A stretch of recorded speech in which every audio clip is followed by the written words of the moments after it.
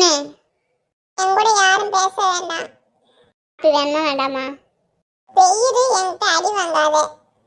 இவ்வளவு பட்டும் கொழுப்பு குறையிலண்ணே. என்கிட்ட அடி வாங்கிறாத பெயிரு. ஏன்னு பாசமா தானே காப்பி வேணுமான்னு கேட்குறேன். காலையிலேருந்து ஒன்றும் சாப்பிடல. இப்போதான் தெரியுதாக்கும் நான் ஒன்றும் திங்கலன்னு. உங்கள் அம்மா இங்க?